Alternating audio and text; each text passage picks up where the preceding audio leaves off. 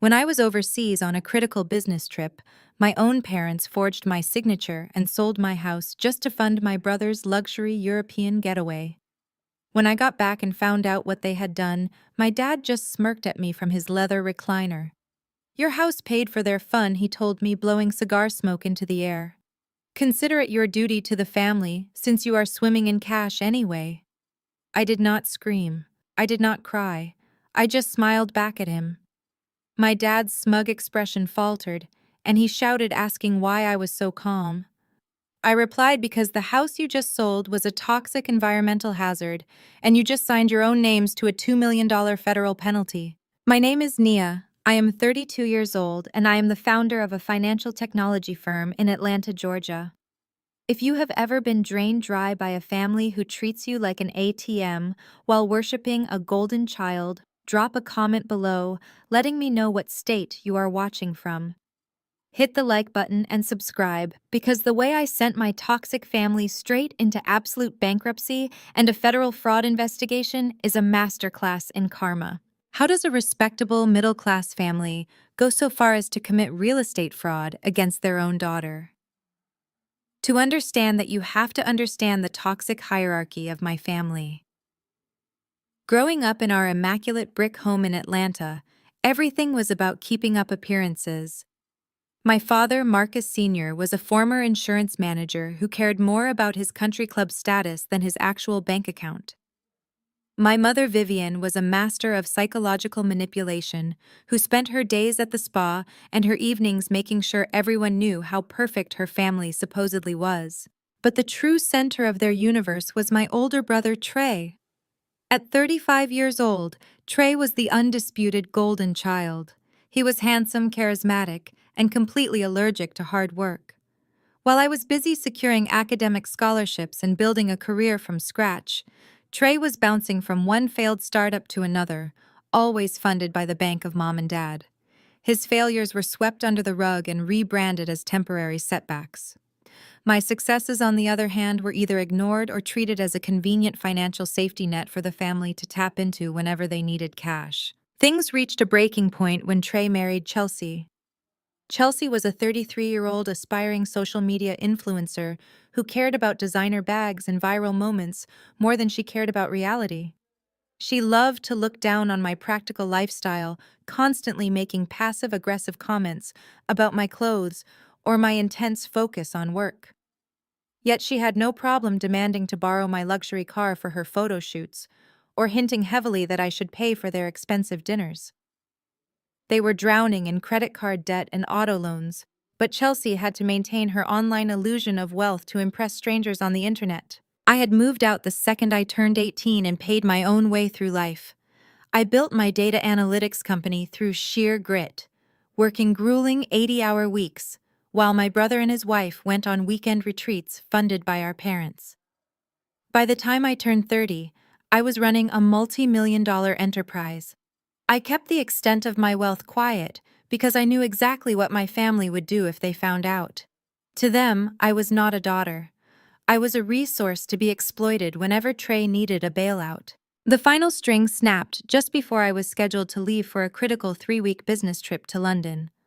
My parents invited me over for what they called a family dinner. I should have known it was an ambush. As soon as we sat down at the dining table, my mother brought up Trey and Chelsea. She explained with a trembling voice that they were incredibly stressed and desperately needed a 2-month luxury vacation across France and Italy to recharge. Chelsea was planning to vlog the entire trip to boost her online following and show off a glamorous European summer. Then came the demand. My father looked me dead in the eye and told me I needed to provide $150,000 to fund their getaway. He did not ask. He demanded it. He said it was my obligation to support my brother's mental health and Chelsea's career. Chelsea sat next to him, swirling her wine glass and pouting, acting as if my money was her birthright. I set my fork down and laughed out loud. I told them absolutely not. I refused to set my hard-earned money on fire to fund an influencer fantasy for a couple who refused to work a normal job. My mother slammed her hands on the table, her face turning bright red. She screamed that I was a cold and selfish woman who did not understand family loyalty. She told me I was dead to her if I walked out that door. My father stood up, pointing a finger at me across the room, and yelled that they would find a way to get what Trey needed with or without my help. I grabbed my purse and walked out feeling a mix of intense anger and deep relief. I thought I had drawn a firm boundary. I thought they would just take out another terrible loan to fund their delusion. I had no idea that their promise to find a way meant they were going to cross every moral and legal line to steal my property while I was across the ocean. Just days before my flight to London, I closed a cash deal on a dilapidated property in the Atlanta suburbs. I paid $350,000 outright for it. The place was an absolute eyesore sitting on a massive plot of land surrounded by chain-link fences and overgrown weeds. My mother, Vivian, had somehow caught wind of the purchase when she snooped through my mail during a brief visit to my apartment. In her twisted mind, she assumed I had bought a massive estate to transform into my dream home. She even made a snide comment about how selfish I was to buy a mansion while my brother Trey was struggling to afford his vacation. I did not bother correcting her.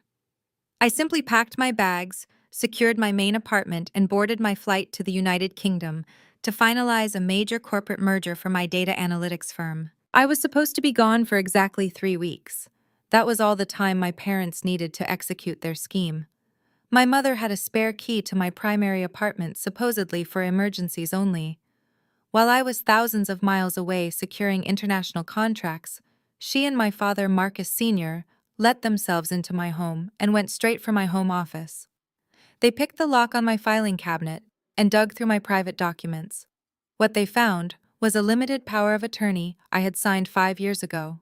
Back then, I was traveling frequently and needed my father to legally sign for and accept high-value server equipment for my startup.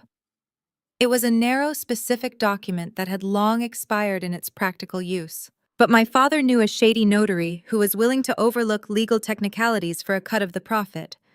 Together, they altered that old document. They transformed a limited proxy into a general real estate power of attorney, giving them the supposed legal right to make property decisions on my behalf. Their plan was as reckless as it was malicious. They wanted fast cash to fund Trey and Chelsea, so they bypassed traditional real estate agents entirely. Instead, they targeted a corporate wholesale buyer. They found a firm called Quick Cash Buyers that specialized in purchasing properties as is within 48 hours. To avoid paying heavy capital gains taxes and to quickly wash their hands of the transaction, they executed a quitclaim deed transferring the title of the suburban property from my name directly into theirs. Once the title was under their control, they signed the final closing documents with Quick Cash Buyers. They sold my $350,000 property for a heavily discounted $300,000 just to get the money wired immediately. The funds cleared escrow in record time. My father did not hesitate. He wired the entire $300,000 straight into Trey's bank account. Within hours, Chelsea was posting videos from the first-class cabin of an international flight, clinking champagne flutes and boasting about her hard-earned European luxury tour. They thought they had committed the perfect crime. They believed I would be trapped by the legal paperwork, unable to reverse a cash sale already recorded with the county clerk. They expected me to return home, break down in tears, and eventually accept the loss as the price of being in our family. They were entirely wrong. My flight landed at Hartsfield-Jackson Atlanta International Airport, right on schedule. I had just turned my phone off airplane mode when a text message popped up from a former neighbor near that suburban property. The message said there were heavy demolition crews parked outside the house tearing down the fencing. I did not panic. I did not call the police. I opened my laptop right there in the airport terminal, logged into my company's secured network, and verified the transaction records. When I saw the exact holding company that had purchased the property, a slow, genuine smile spread across my face. I closed my laptop, grabbed my luggage, and drove my car straight to my parents' house. I knew exactly where they would be and what they would be doing. I walked through their front door without knocking. The scene in their living room was exactly as sickening as I anticipated. My father was leaning back in his expensive leather recliner, puffing on a premium cigar he definitely bought with my money. My mother was sipping imported champagne with her feet propped up on the coffee table. On their massive flat-screen television, they were casting a live stream of Chelsea strutting through the streets of Paris, holding up shopping bags from high-end designer boutiques. The moment I stepped into the room, my mother paused her glass mid-air, but her expression remained completely unbothered. My father did not even flinch. He took a long drag of his cigar, blew the smoke toward the ceiling, and smirked at me. He told me I was home early. I ignored the pleasantries and looked at the television screen, then back at them. He chuckled a deep, arrogant sound that vibrated in his chest. "Your house paid for their fun," he stated plainly, without a single ounce of guilt. "Chelsea is having the time of her life over there. We used that old proxy document you left lying around to handle the sale. You were not using the property anyway, and your brother needed the money. Consider it your contribution to the family." My mother chimed in, swirling her champagne. She told me not to throw a tantrum. She said they consulted a legal friend, and the signature was real. The sale was binding, and the money was already gone. She told me to swallow my pride and accept that family takes care of family. They sat there waiting for the explosion. They wanted me to scream. They wanted me to cry and beg for the money back so they could enjoy the power trip of putting me in my place. Instead, I stood there in complete silence. I let the weight of their betrayal hang in the air, while Chelsea's shrill voice echoed from the television screen, bragging about her luxury hotel suite.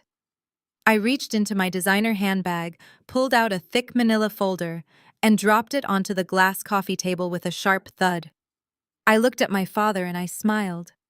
It was not a smile of defeat or hysteria. It was a cold, calculating smile of absolute victory. My father's smirk vanished. He sat forward in his chair, the cigar lowering as his eyes darted from the folder back to my face. His voice cracked slightly as he raised his voice, demanding to know why I was so calm after losing a house. I looked him dead in the eye and delivered the first blow. Because I replied, "The house you just sold was not my dream home. I bought it for pennies because it sits directly on top of a leaking toxic chemical pipe from an abandoned manufacturing plant." My mother lowered her glass completely, the color draining from her face as I continued speaking. "The Environmental Protection Agency placed a federal lockdown on that land. Anyone holding the title to that property is legally responsible for a $2 million ecological cleanup fee. And because you transferred the title into your own names to dodge the tax laws right before selling it, you just signed a federal clean title warranty claiming the land was safe. You are now personally liable for the $2 million. My father dropped his cigar onto the carpet, his hands shaking as he stammered out that they sold it to quick cash buyers, so it was the company's problem now. I laughed, a sound that echoed loudly in the quiet living room. Quick Cash Buyers is a subsidiary shell company owned by my own investment fund. You stole my house and sold it right back to my own company, but you left your names on every single piece of federal fraud evidence. I sat at my desk, my fingers tapping a slow, steady rhythm against the leather armrest of my office chair. The glow from 3 massive computer monitors illuminated the darkened room, displaying real-time data streams, market analytics, and risk assessment portfolios. I was on a conference call with my executive team finalizing the risk analysis for a corporate buyout. I spoke into my headset, my voice quiet but absolute, telling my chief operating officer to flag the target company's environmental liabilities.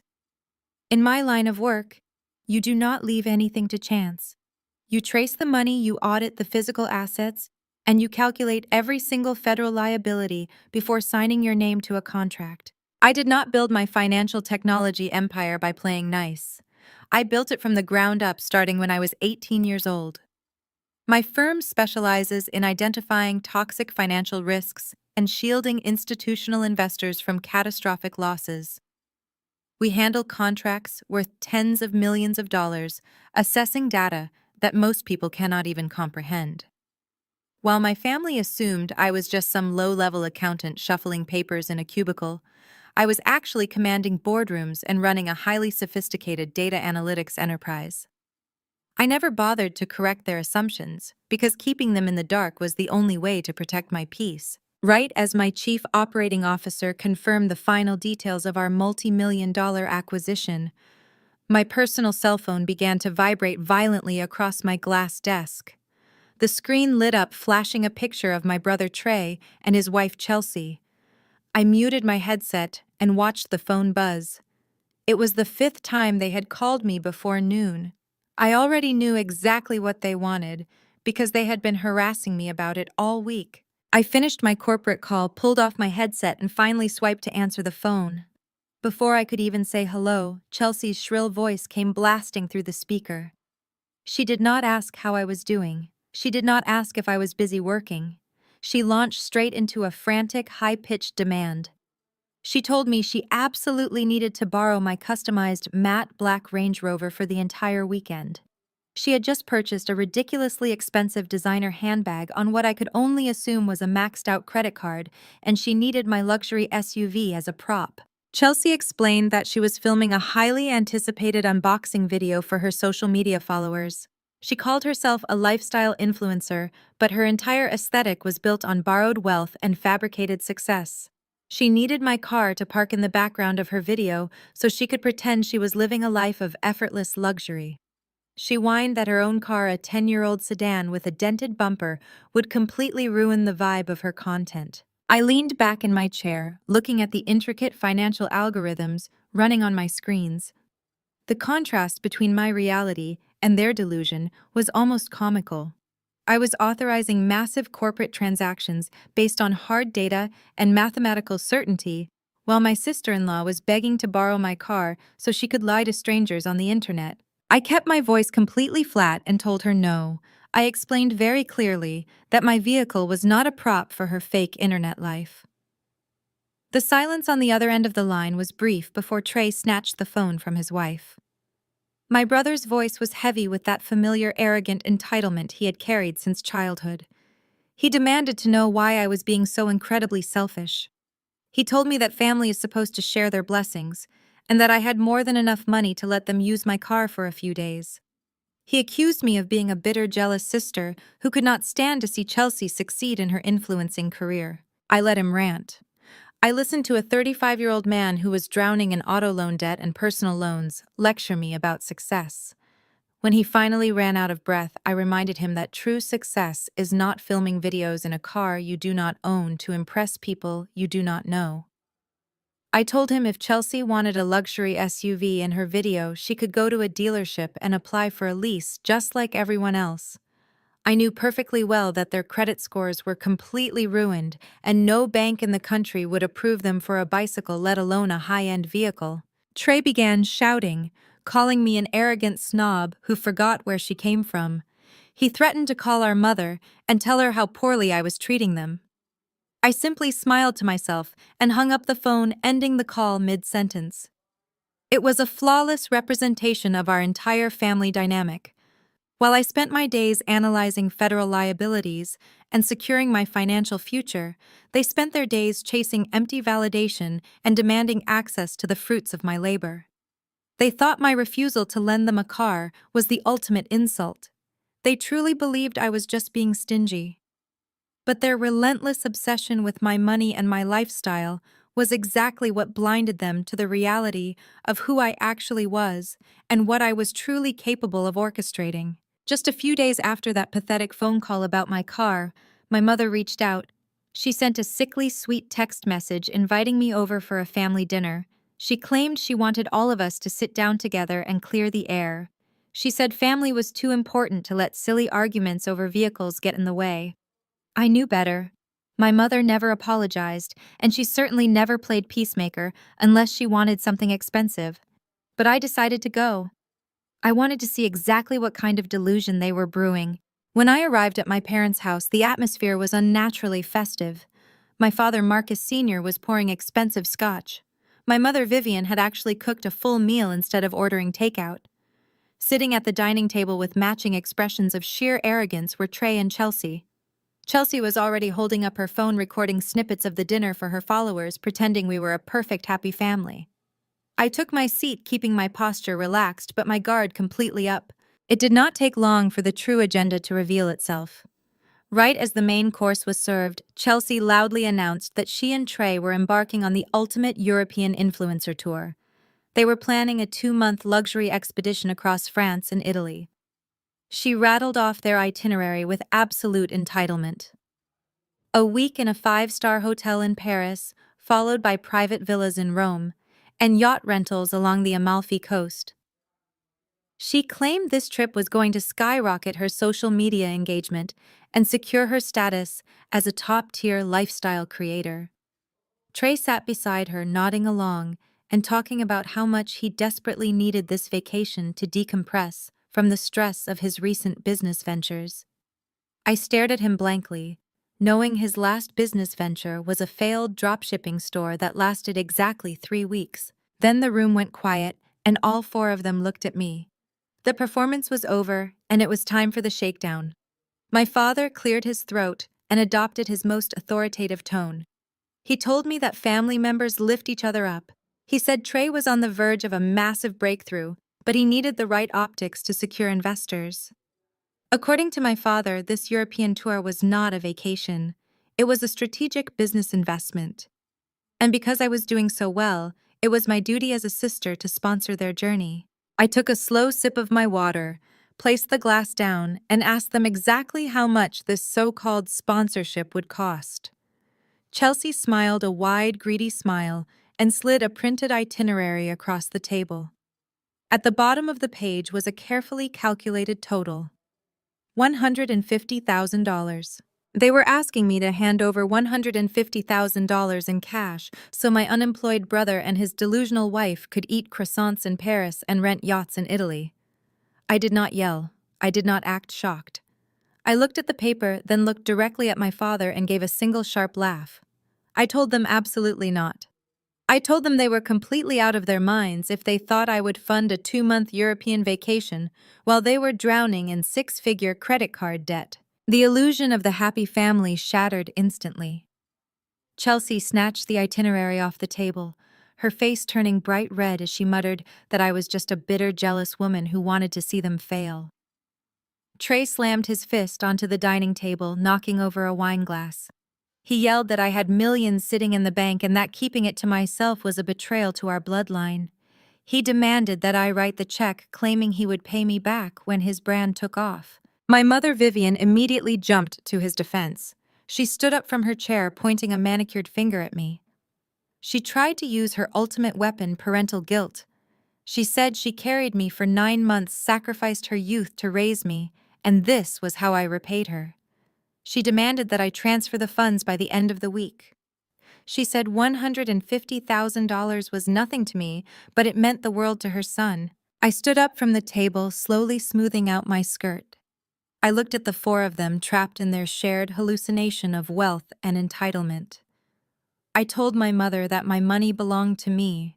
It was built on my 80-hour work weeks, my sleepless nights, and my relentless focus, while Trey was busy playing pretend. I looked at my father and told him I would not be an ATM for his golden child ever again. I picked up my purse and turned my back on them. As I walked toward the front door, the house erupted into shouting. My father bellowed about respect. Trey threw a plate against the wall. But it was my mother's voice that pierced through the chaos. She chased me into the hallway, her face contorted with absolute rage. She screamed that I was a cold-blooded monster. She yelled that I was a disgrace to the family. As I opened the front door and stepped out into the cool evening air, she shrieked her final threat. She yelled that she did not need my permission. She screamed that she would find a way to get the money herself. I drove away that night feeling a sense of finality. I thought I had firmly established my boundaries. I thought her threat to find a way was just the empty rambling of a desperate woman who would soon be applying for another high-interest personal loan. I underestimated the depths of their depravity. I had no idea that her promise to find a way meant they were going to execute one of the most despicable and devastating betrayals imaginable. A betrayal I could not have possibly foreseen. 2 days after that disastrous dinner, I was completely focused on packing my bags for a highly critical business trip. My financial technology firm had spent the last 8 months negotiating a massive data integration contract with a major European banking conglomerate. I needed to be on the ground in London for 3 uninterrupted weeks to oversee the final risk audits and personally sign the corporate agreements. This was a deal that would elevate my company to an entirely new level of international influence. I had no time or energy to waste on my family and their pathetic extortion attempts. But just hours before heading to the airport, I executed a completely different kind of transaction. I wired exactly $350,000 in cash to close on a highly unusual piece of real estate located in the industrial outskirts of Atlanta. To any normal person, this property looked like an absolute nightmare. The lot was massive, but it was completely surrounded by rusting chain-link fences and choked with thick, overgrown weeds. The house sitting on the property was a decaying structure with boarded-up windows peeling paint and a roof that was caving in. It was located right next to a shuttered chemical manufacturing plant that had been abandoned decades ago. It was not a home. It was a strategic corporate acquisition. I bought it because the underlying land held specific zoning rights that my investment fund planned to leverage for a future commercial project. It was a calculated business move that required absolute precision. Because I was rushing to finalize my travel preparations, I made a rare logistical error. I had requested all my mail be held at the post office, but a private delivery courier accidentally dropped a large package containing the preliminary deed and closing disclosures right onto the front porch of my apartment. Since I was already halfway to the airport, I made the mistake of calling my mother. She still possessed a spare key to my apartment that I had given her years ago strictly for emergencies. I asked her to drive over, pick up the package from the porch, and place it safely inside my kitchen. I explicitly told her to lock the door and leave. I should have known that respecting boundaries was a concept my mother fundamentally could not comprehend. Instead of simply placing the box on the kitchen counter, she took it upon herself to rip it wide open. She saw the official real estate documents bearing my name. She saw the purchase price of $350,000 listed as paid in full with zero financing. But she did not bother to read the commercial zoning details or the severe environmental warnings stapled to the back pages of the contract. Her greedy mind saw the large numbers and the massive acreage listed on the deed, and her imagination instantly spun a wild, unhinged narrative. She immediately assumed I had secretly purchased a sprawling luxury mansion to enjoy all by myself. In her twisted reality, I was hoarding immense wealth, living like royalty, and actively hiding my dream estate from the family. She called my cell phone while I was sitting in the airport VIP lounge, waiting for my boarding group to be called. I answered the phone and was instantly hit with a barrage of hysterical accusations. Her voice was dripping with venom and misplaced vindication. She screamed through the receiver, telling me I was a deceptive, selfish child. She yelled that I had the absolute audacity to buy a hidden luxury compound in the suburbs, while my own flesh and blood was drowning in debt and begging for help. She demanded to know how I could sleep at night, knowing I had hundreds of thousands of dollars in liquid cash to drop on a mansion, but refused to fund Trey and Chelsea on their European influencer tour.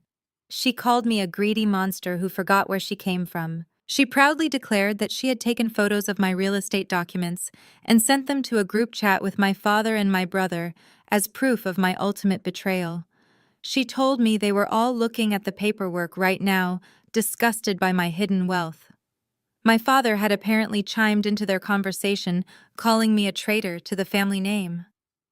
Trey was furious, claiming that the money I spent on this supposed dream house rightfully belonged to him to fund his business ventures and his wife's social media career. I listened to her unhinged rant while calmly sipping a glass of sparkling water. I did not attempt to explain the reality of the property. I did not tell her it was a decaying garbage dump sitting on top of an industrial wasteland. I realized long ago that correcting my mother only fueled her desire to argue. Giving her the truth would just lead to more exhausting mental gymnastics. I simply told her that my financial investments were none of her concern, and that I was stepping onto my flight. I instructed her to leave my apartment immediately, lock the door behind her, and lose my number for the next 3 weeks. I hung up the phone, turned off my device, and handed my boarding pass to the gate attendant. As I settled into my seat for the transatlantic flight, I felt a wave of relief wash over me. I truly believed that would be the end of the drama. I assumed she would spend the next 3 weeks complaining to her country club friends about her ungrateful, wealthy daughter. I figured my father and Trey would stew in their jealousy while I was busy closing international contracts. I had absolutely no idea that leaving those specific documents in her greedy hands would trigger a catastrophic chain of events. I completely underestimated their entitlement and their desperation for cash. I did not realize that while I was flying toward London, they were already viewing that property, not as a source of jealousy, but as an untapped goldmine they could easily exploit. I was 30,000 feet in the air crossing the Atlantic Ocean, completely disconnected from the digital world. I had trusted the physical locks on my doors and the emotional boundaries I thought I had set.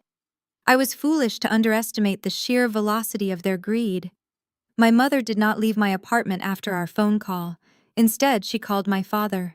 Marcus Sr. drove straight over, parking his leased sedan in my designated visitor spot. They locked the front door from the inside and treated my private sanctuary like a treasure hunt.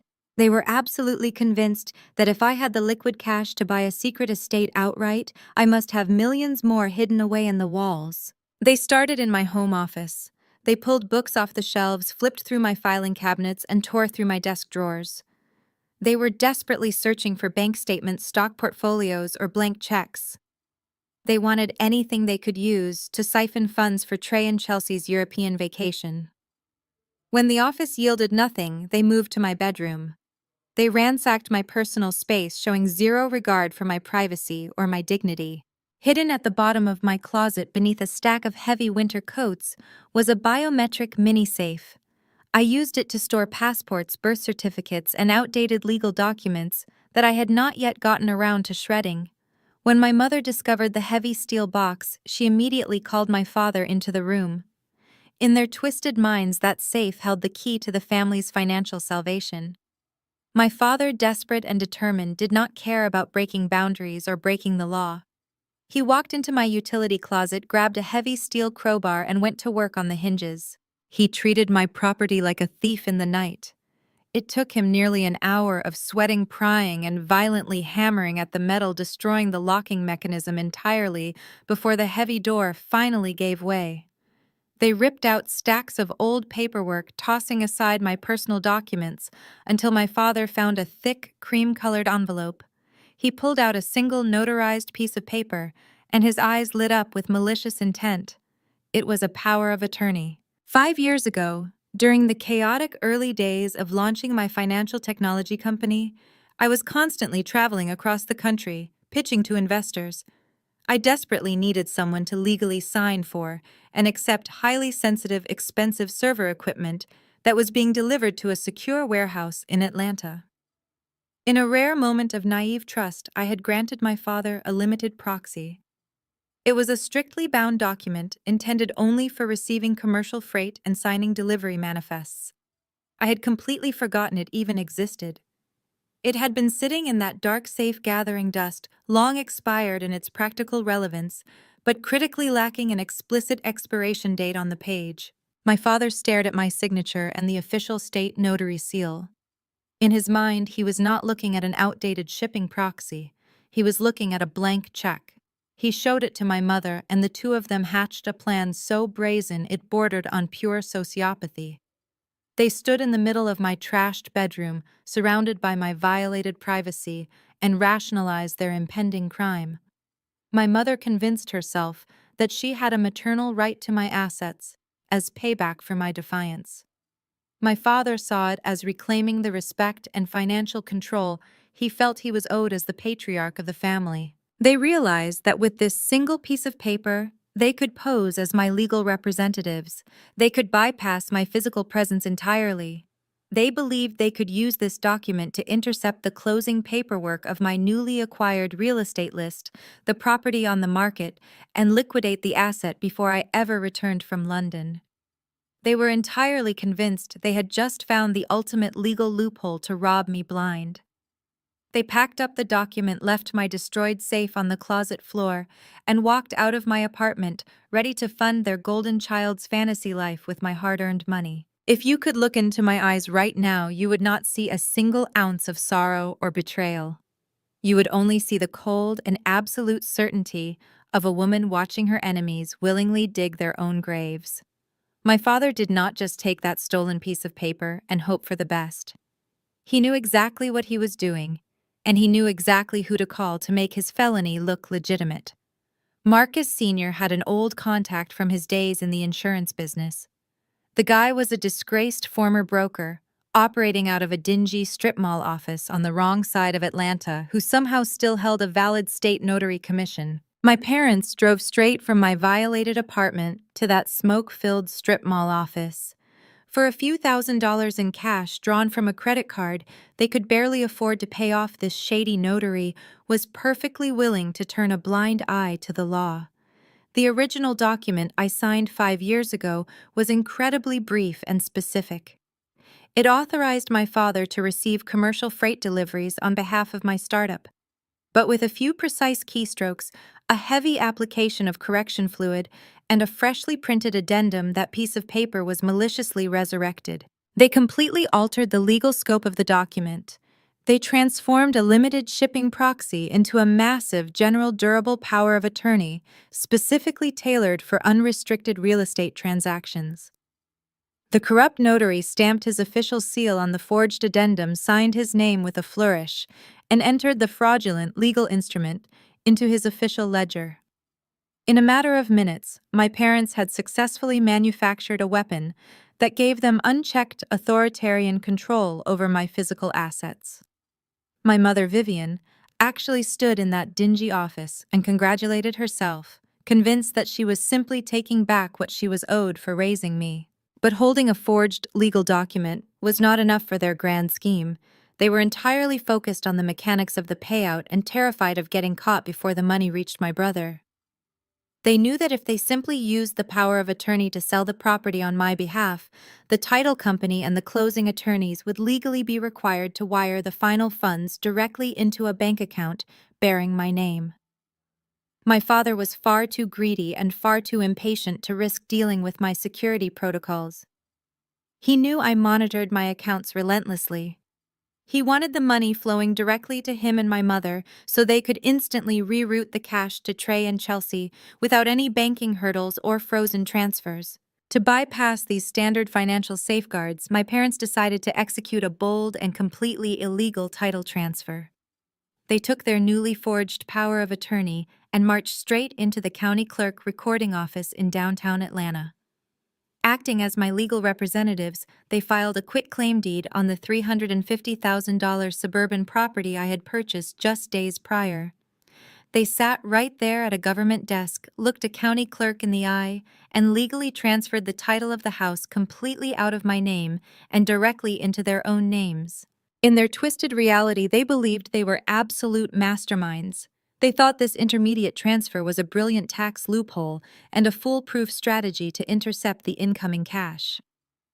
By taking direct personal ownership of the property, they eliminated the need for my physical presence, my signatures, or my personal banking details during the final sale to the corporate buyer. They erased me from the transaction entirely. They became the sole registered owners of the land, legally possessing every single inch of that property. They were so blinded by their toxic entitlement and the promise of a massive six-figure payout that they moved with reckless abandon. They were so eager to steal from me that they never once bothered to actually inspect the property they were claiming. They never drove out to the industrial suburbs to look at the lot. They never read the thick stack of environmental disclosures attached to the original deed. They only saw a giant pile of cash waiting to be funneled into my brother's European vacation so his wife could play pretend on the internet. They eagerly and voluntarily placed their own names on the title of a federal disaster zone. They legally bound themselves to a ticking time bomb, cementing their own catastrophic downfall, while I was sitting thousands of miles away in a corporate boardroom in London, completely untouched by the legal trap they just locked themselves inside. With the title securely registered in their names, my parents did not waste a single second. They were practically foaming at the mouth to liquidate the asset. They immediately contacted quick cash buyers, the exact corporate wholesale firm they had targeted from the very beginning. They were so blinded by their own greed and so desperate to get the cash into my brother's hands that they eagerly accepted a massive loss. They agreed to sell the property for a flat $300,000, no questions asked. They essentially threw away $50,000 of the original purchase price just to guarantee a lightning-fast closing. They signed the final closing disclosures with the reckless enthusiasm of lottery winners, completely oblivious to the fact that they were signing their own financial death warrants. Because corporate wholesale buyers deal entirely in liquid capital, there were no mortgage contingencies or lengthy inspections to delay the process. The sale cleared escrow in record time. The closing attorneys wired the $300,000 directly into my parents' joint checking account. My father, Marcus Sr., did not even let the funds sit there long enough to earn a single penny of interest. Within minutes, he initiated a secondary wire transfer, funneling the entire lump sum straight into Trey's bank account. He handed over a massive fortune to his 35-year-old unemployed son without a shred of hesitation. The moment the notification hit his phone confirming the deposit, Trey and his wife Chelsea sprang into action. They did not use the stolen money to pay off their mounting credit card debt. They did not use it to settle the delinquent auto loans hanging over their heads. They immediately booked 2 first-class tickets on a direct flight to Charles de Gaulle Airport in France. They packed their designer luggage and rushed to the international terminal, ready to embark on their highly anticipated influencer tour. Chelsea could not even wait until the plane took off to start gloating. The moment she settled into her luxurious first-class pod, she propped up her smartphone and went live on social media. She sat there swaddled in a cashmere blanket, holding a flute of expensive champagne, and beamed into the camera lens with absolute unearned arrogance. I watched the recording of that live stream later, and it was a masterclass in sheer delusion. She spent 20 minutes bragging to her followers about her incredible work ethic and her manifesting abilities. She held up her designer handbag and actively mocked people who were stuck working miserable 9-to-5 jobs. She looked directly into the camera and laughed, talking about how sad it was to watch normal people struggle to pay their rent while she was jetting off to Paris to live her best life. She told her audience that true success comes to those who refuse to settle for mediocrity. She was sitting in a luxury seat paid for entirely by stolen funds, preaching about success while my parents were sitting back in Atlanta, patting themselves on the back for a job well done. They all thought they had won. My parents believed they had successfully disciplined their disobedient daughter and reclaimed their absolute authority. Trey and Chelsea believed they had finally secured the wealth and status they felt they inherently deserved. They were completely intoxicated by the illusion of their own brilliance. They thought they had outsmarted me, outmaneuvered me, and walked away completely untouchable.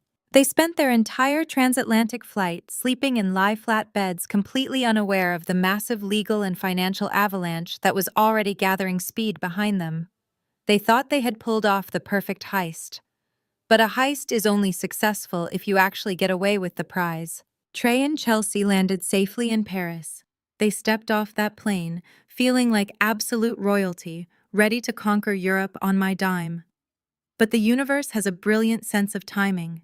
At the exact same moment, their flight touched down on the French tarmac, my own return flight from London touched down on the runway at Hartsfield-Jackson Atlanta International Airport.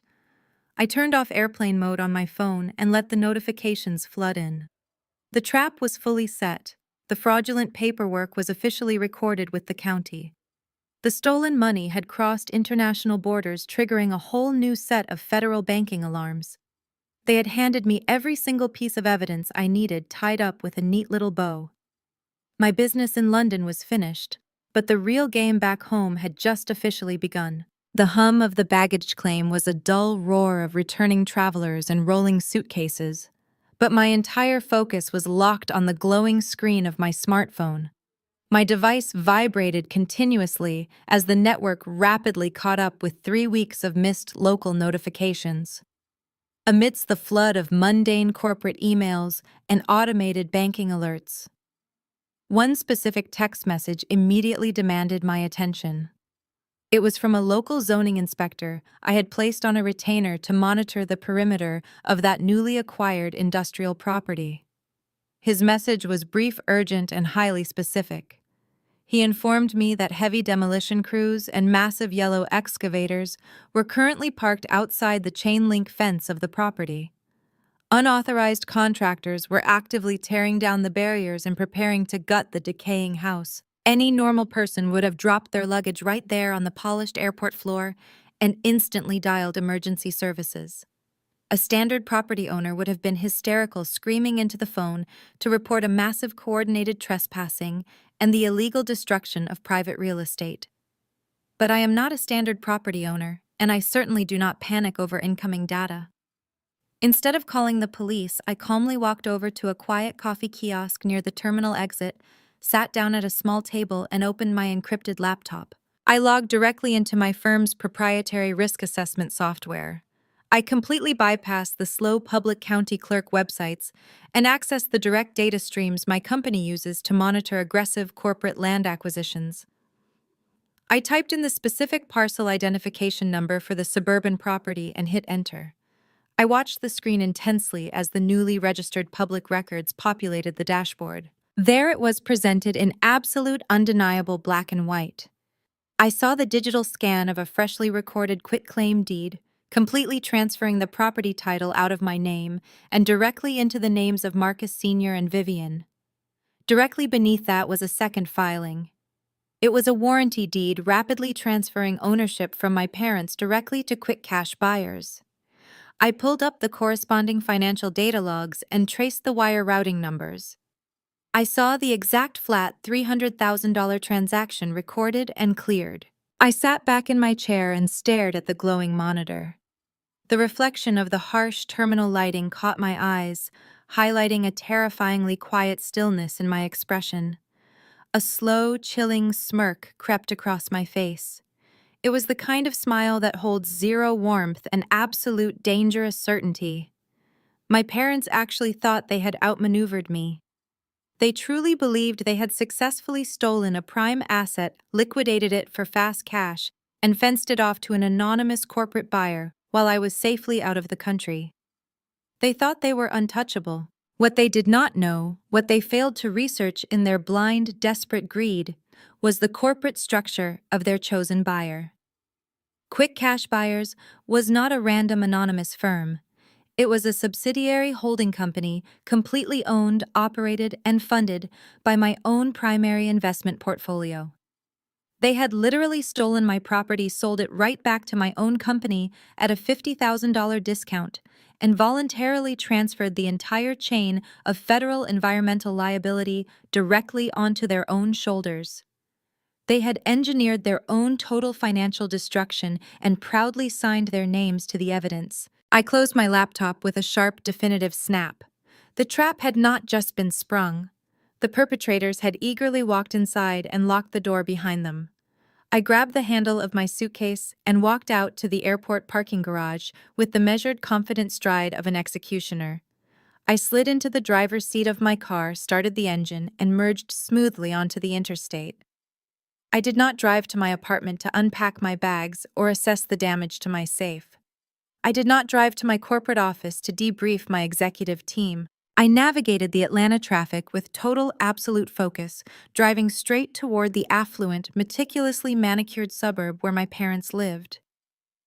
I watched the scenery shift from towering glass skyscrapers to perfectly paved neighborhoods filled with sprawling lawns and expensive imported cars.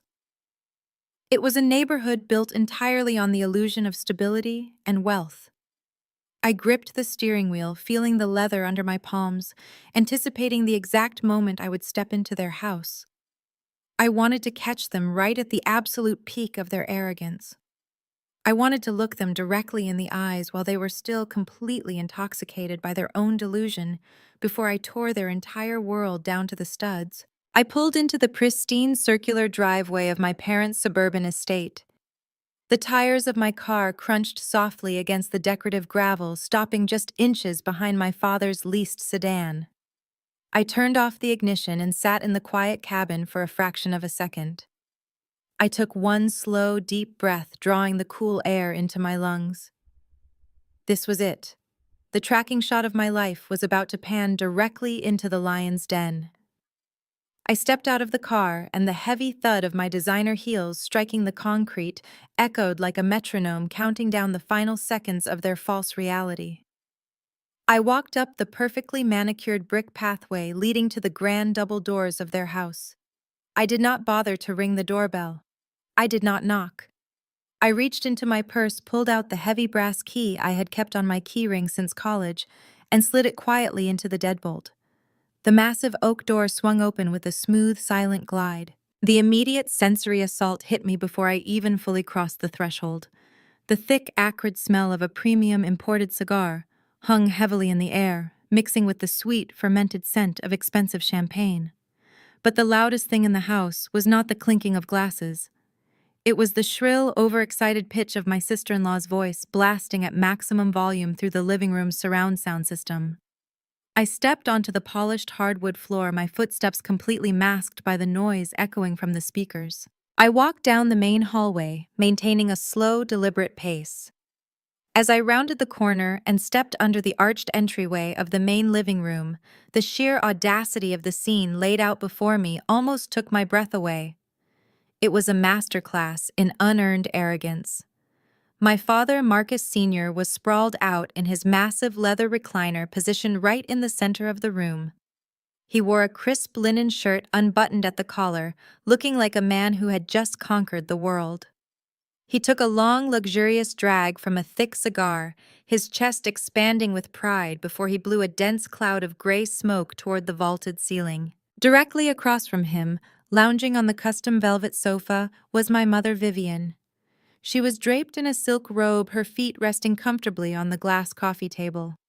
Right beside her feet sat an expensive silver ice bucket holding an open bottle of imported champagne.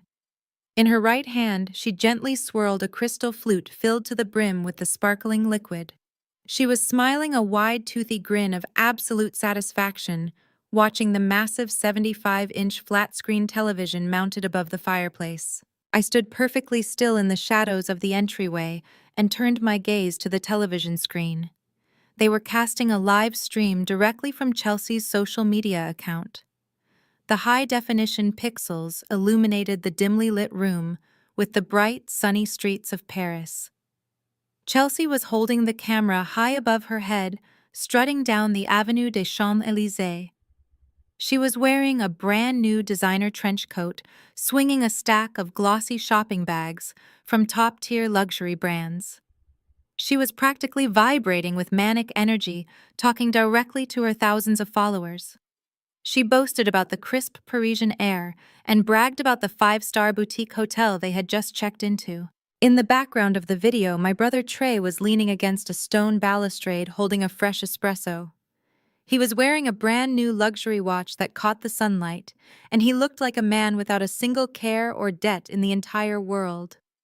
Chelsea turned the camera toward him and giggled, telling her audience that they had finally decided to treat themselves to the absolute best, because hard work always pays off. She advised her viewers to never settle for a mediocre life and to always manifest their deepest financial desires. My mother chuckled at the television screen, raising her champagne flute in a silent toast to the digital display of stolen wealth. My father grunted his approval, tapping his cigar ash into a heavy crystal tray. They were completely intoxicated by the illusion of their own brilliance. They were bathing in the glow of a European vacation that they had funded by committing federal real estate fraud against their own daughter. I did not clear my throat. I did not slam the front door to announce my arrival. I simply took 3 deliberate steps forward, stepping out of the shadows and directly into the ambient light of the living room. The sharp click of my heel against the hardwood floor cut through the room like a gunshot. My mother was the first to react. She was bringing the crystal flute to her lips for another sip when her eyes darted away from the television and caught my silhouette standing in the entryway. The glass stopped mere inches from her mouth. The blood drained instantly from her face, leaving her skin an ashen gray. Her eyes went wide with the sudden terrifying realization that her victim was not crying in a hotel room in London, but standing right inside her living room. My father noticed her sudden paralysis. He frowned, turning his head lazily to see what had captured her attention. The thick cigar smoke trailed from his parted lips as his gaze locked onto mine. His body went completely rigid. He froze in the recliner, his hand gripping the leather armrest so tightly his knuckles turned white. For a long, agonizing moment, nobody moved. Nobody took a breath. The only sound in the entire house was Chelsea's digital voice echoing from the surround sound speakers, boasting about her upcoming dinner reservations near the Eiffel Tower. The contrast between the joyful arrogance radiating from the television and the suffocating panic paralyzing the living room was absolute poetry. The air grew incredibly heavy, thick with the realization that they had been caught. This was the exact moment the pendulum swung. This was the quiet, devastating stillness that drops over a battlefield right before the front line completely collapses. I stood there looking down at them, watching their false empire teeter on the edge of destruction, and I waited for them to make the very first move. The shock on my father's face lasted for exactly 10 seconds before his deeply ingrained arrogance kicked back in. He slowly leaned back into the plush leather of his recliner. He took another deliberate drag of his cigar and let out a low, rumbling chuckle. The panic in his eyes vanished entirely, replaced by a sickening level of smug satisfaction. He actually thought he held the winning hand. He looked me up and down, taking in my tailored business suit and my calm demeanor. Then he smiled a wide, unapologetic grin, showing his teeth. He pointed his cigar directly at me and stated plainly that I was supposed to be in London for another 2 weeks. I did not blink. I did not flinch.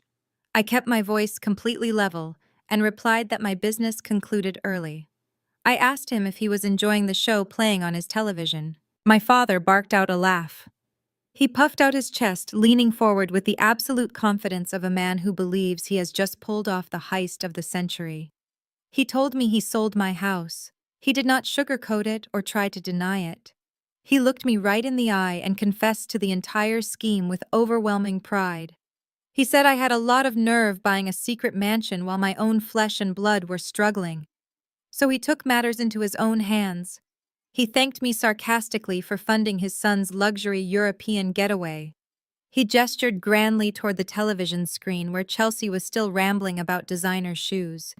He proudly proclaimed that my secret house paid for all their fun. I watched his face as he explained the mechanics of his betrayal. He wanted to make sure I knew exactly how thoroughly he had outsmarted me. He bragged about finding the old proxy document in my safe. He boasted about having a contact who altered the paperwork, making it a fully functional real estate power of attorney.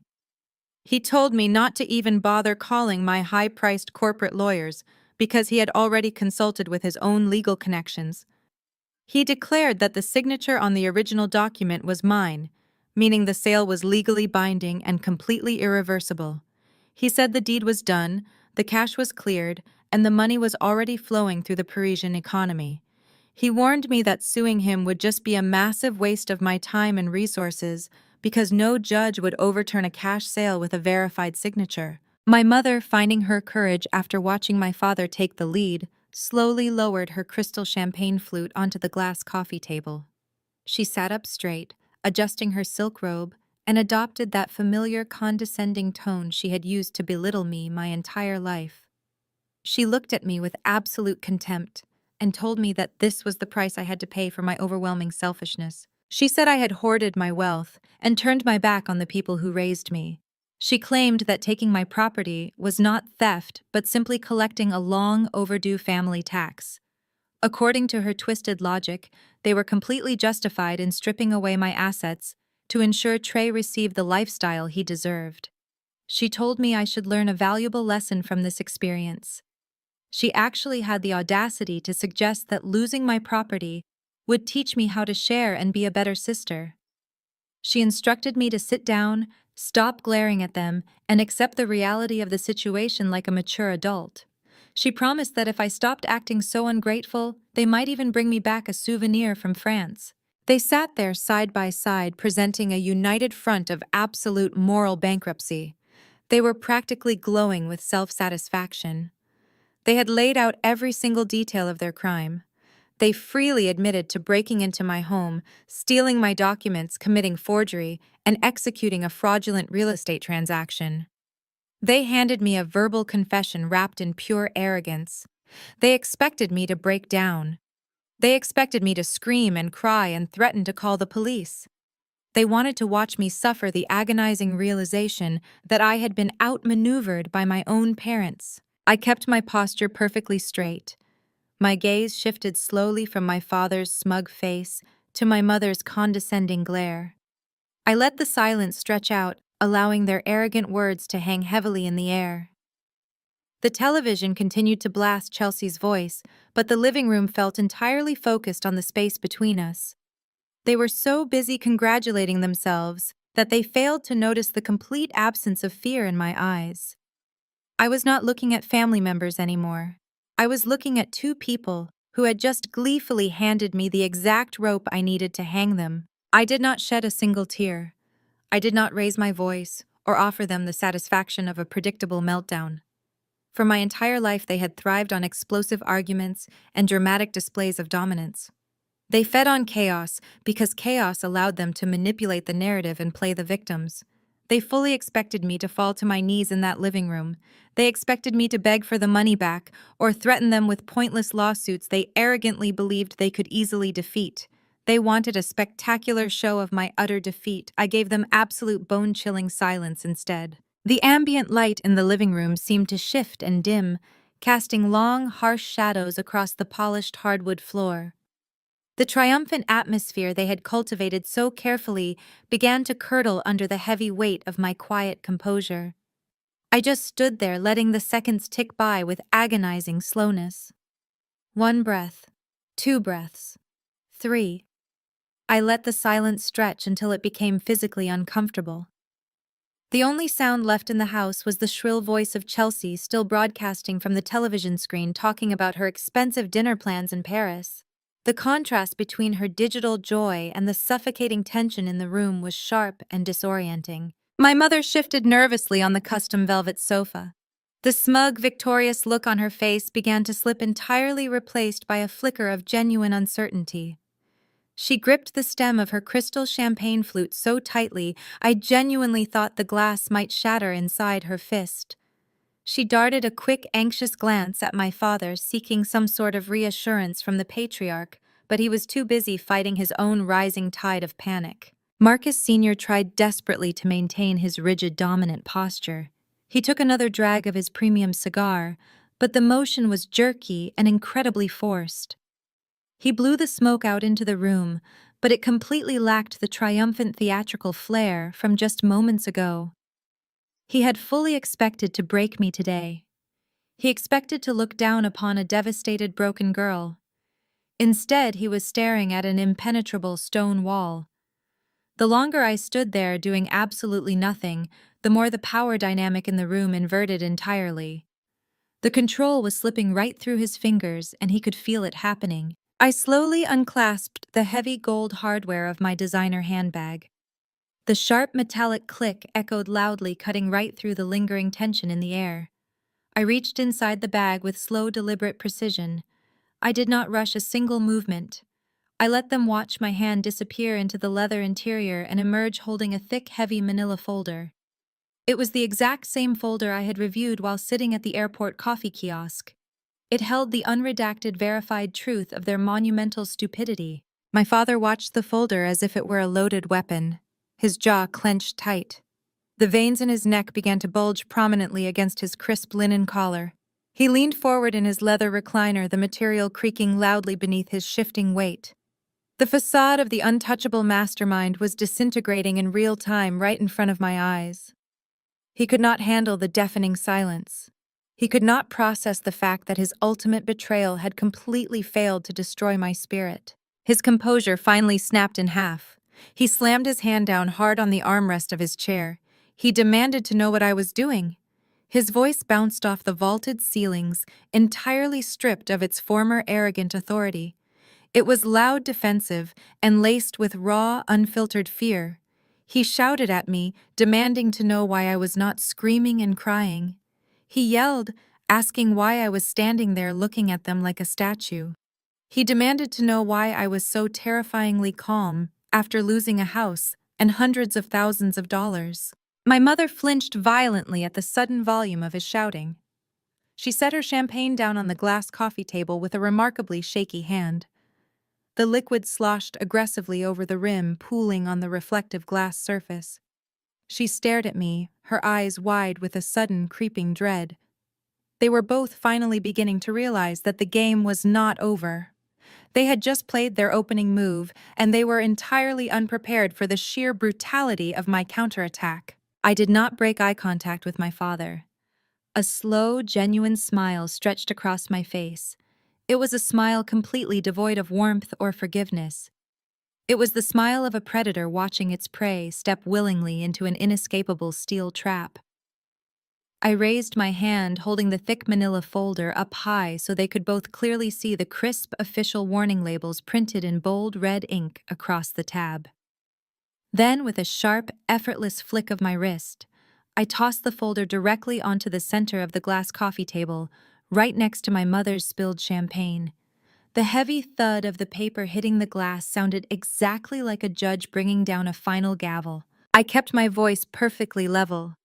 I articulated every single syllable with razor-sharp precision. I looked right into my father's panicked eyes and answered his question. "Because, Dad," I said, my tone dropping to a dead flat calm, "the house you just sold was not my dream home." I leaned forward, resting my elbows on my knees, and slowly flipped open the heavy cover of the manila folder. The first page was a stark white document branded with the unmistakable bold blue and green seal of the United States Environmental Protection Agency. I watched my father's eyes dart down to the paper. His thick gray eyebrows drew together in deep confusion. The smugness had entirely evaporated from his features, replaced by a frantic, desperate need to understand what he was looking at. I did not make him wait. I broke the silence with the clinical, detached precision of a corporate auditor delivering a fatal quarterly report. I told him that the property he so eagerly liquidated was not a residential paradise waiting to be remodeled. It was an active ecological disaster zone. I explained that the land sits directly adjacent to a decommissioned industrial manufacturing plant that operated recklessly throughout the late 80s and early 90s. I bought the plot for absolute pennies on the dollar specifically because the earth beneath it is practically glowing with contamination. I detailed how a massive network of corroded subterranean pipes has been silently leaking highly toxic chemical solvents and heavy metals deep into the soil and local water table for over 2 decades. My mother let out a sharp, trembling breath from the sofa. She tried to interrupt me, her voice shaking as she accused me of making up a ridiculous story just to scare them. She pointed a manicured finger at the folder and insisted that real estate transactions do not work like that. She claimed the closing attorneys would have flagged it immediately. I turned my head slowly and locked eyes with her. I told her that corporate wholesale buyers bypass standard residential disclosures entirely when they purchase commercial land for cash. I reminded her that in her blind rush to steal my assets and fund her golden child, she completely skipped the due diligence phase. She did not order an inspection. She did not read the commercial zoning addendums. She just saw a dollar amount and sprinted blindly toward the finish line. I turned my attention back to my father. He was staring at the federal document as if it were a physical weight pressing down on his chest. I tapped my index finger directly on the boldest paragraph of the page. I told him to read the federal mandate. The government had officially flagged that exact parcel of land as a critical biohazard site. They placed a total administrative lockdown on the premises. No one can build on it. No one can develop it. The only thing that can be done with that land is a mandatory comprehensive ecological remediation. I watched the gears turning in his head as he tried to comprehend the magnitude of his mistake. I did not give him a single second to breathe. I hit him with the financial reality of his profound stupidity. I explained that under federal environmental laws, the liability for cleaning up a toxic site is absolutely ruthless. The government does not care about your intentions. They do not care if you bought the land to build a house, or if you forged documents to steal it for a quick payday. The law states that whoever holds the legal title to the property is the designated responsible party. The title holder is strictly liable for every single cent of the environmental cleanup. My father's mouth fell open slightly. The premium cigar he had been puffing so arrogantly just moments before slipped from his fingers and landed directly onto his expensive trousers, leaving a trail of gray ash. He quickly swatted it away onto the floor, but he could not take his eyes off me. He stammered out a weak, pathetic question, asking exactly how much a cleanup like that would cost. I sat back perfectly upright and let a cold, hard smile touch my lips. I delivered the final number with absolutely zero mercy. I told him that the Environmental Protection Agency had already conducted their assessments. Excavating the poisoned soil, extracting the corroded chemical pipes, and filtering the contaminated groundwater carries a mandatory non-negotiable federal penalty and remediation fee of exactly $2 million. I repeated the number slowly, ensuring every single syllable echoed off the vaulted ceilings of their pristine living room. $2 million. I watched the blood completely drain from my father's face. His dark skin turned an unhealthy shade of ashen gray. The $300,000 he had so proudly wired to my brother was absolute pocket change compared to the massive financial crater he had just stepped into. He had not stolen a valuable asset. He had stolen a $2 million federal debt. He had willingly, aggressively, and proudly legally bound himself to a catastrophic liability that would utterly destroy everything he had spent his entire life building. My father scrambled to find a lifeline. He gripped the armrests of his recliner, his chest heaving as he tried to construct a defense out of thin air. He shook his head violently, denying the reality of the document sitting right in front of him. He raised his voice, pitching it loud, to mask the sheer terror vibrating in his throat. He insisted that the liability transferred with the sale.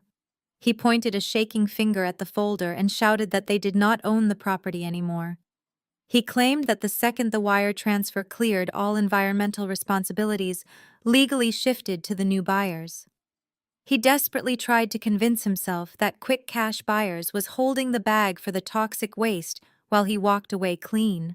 I did not even blink. I let him finish his frantic, desperate rationalization before I systematically dismantled his last remaining shred of hope. I leaned forward, resting my arms on my knees, locking my eyes entirely on his. I told him he was fundamentally incorrect. I walked him through the exact fatal miscalculation he made when he decided to play real estate mogul with stolen assets. I reminded him of the intermediate step he and my mother took to execute their grand heist. I explained that they were so absolutely terrified of the money going into my bank account and so desperate to avoid the capital gains tax triggers that they executed a quitclaim deed.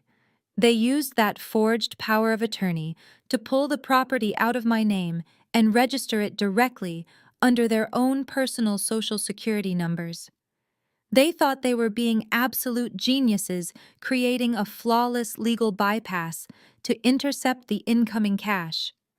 Instead, they willingly chained themselves to the anchor right before it dropped into the ocean. My mother let out a sharp gasp, pressing her hands against her mouth. I turned my gaze to her, stripping away every ounce of her maternal entitlement. I explained the mechanics of corporate real estate acquisitions. When you sell property to a commercial wholesale buyer for cash, you do not just hand over the keys.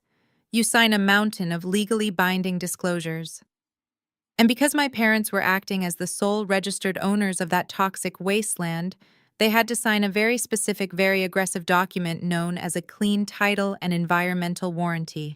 My father's eyes widened in sheer horror. The realization hit him with the force of a freight train. I broke down exactly what that piece of paper meant.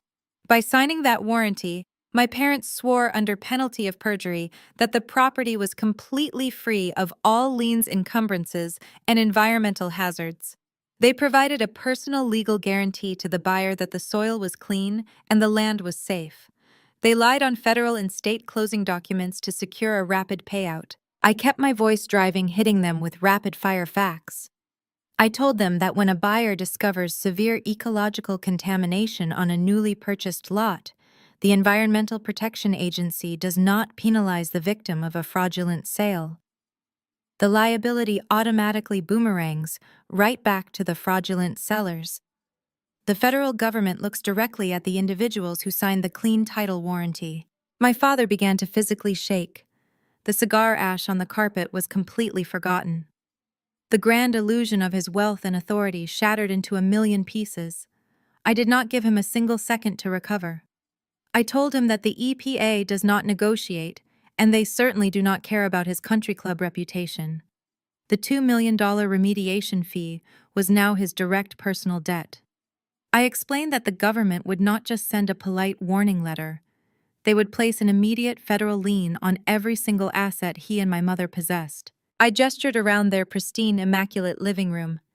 I told them that the walls surrounding us, the custom velvet sofa my mother was sitting on, the luxury sedans parked in the driveway, and their entire retirement portfolio were now collateral for the federal government.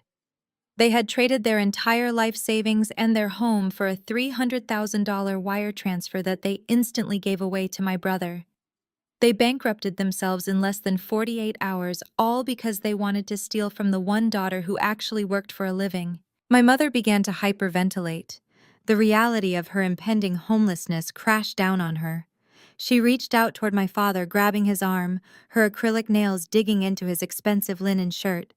She begged him to tell her I was lying. She pleaded with him to call his lawyer and fix it. But my father could not speak. His mouth opened and closed, but no sound came out. The crushing weight of his monumental arrogance had finally broken his spirit. He knew exactly what he had signed. He knew he had eagerly rushed through the closing documents at the title office, ignoring the fine print just to get his hands on the cash. The silence in the room was deafening, overshadowed only by the faint, oblivious laughter of Chelsea still playing from the television screen. They had sacrificed their entire future to fund a Parisian shopping spree. They had built a flawless, ironclad legal trap and then gleefully locked themselves inside it. But I was not finished. The panic gripping their chests was just the appetizer. They still thought they could beg the corporate buyer for mercy or negotiate a settlement to reverse the sale. They had absolutely no idea who was actually pulling the strings on the other side of that transaction. My mother could not accept the reality of the situation. Her mind frantically scrambled for an escape route, a scapegoat, a loophole, anything that would preserve her luxurious lifestyle and shield her from the massive consequences of her own greed. She tightened her grip on her silk robe, pulling it closer to her chest, as if the fabric could protect her from the impending federal fines. She shook her head side to side, her voice rising in a desperate, shrill panic. She insisted that they were not responsible. She pointed a trembling finger at the folder on the glass table and shouted that they had sold the property to quick cash buyers. In her frantic state, she tried to build a defense around the corporate entity that purchased the land. She claimed that Quick Cash Buyers was a massive faceless corporation that buys distressed real estate as is and assumes all the risk. She commanded my father to pick up his phone right that instant and call the company. She ordered him to threaten their legal department to demand a cancellation of the contract or to force their corporate insurance to absorb the $2 million ecological disaster. She was absolutely convinced that if they yelled loud enough and threatened a lawsuit, the corporate buyer would simply back down and take the loss. I watched her spiral into full-blown delusion. I let her exhaust her vocal cords and empty her lungs until she was gasping for air.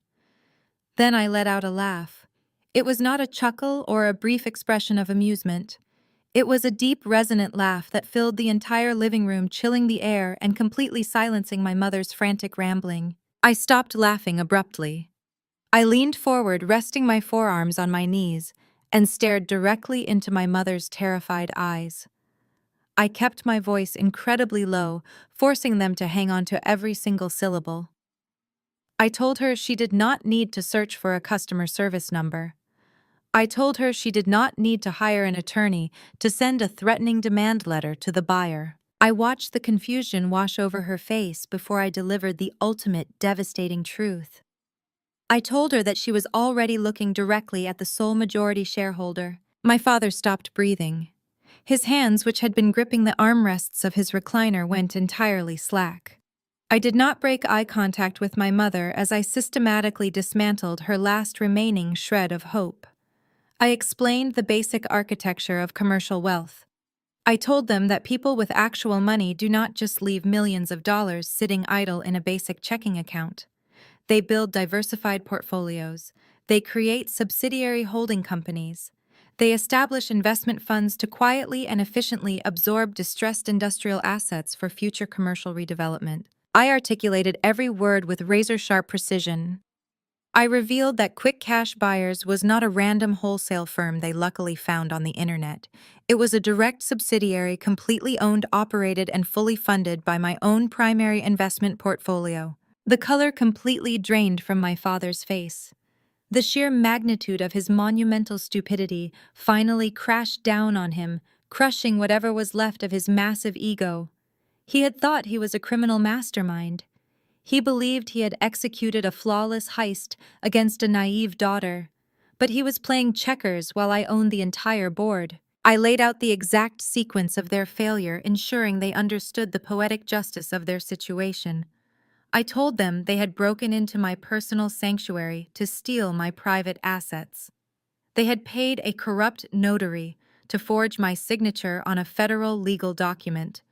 They had marched into a county office and brazenly transferred my title into their own names to dodge taxes.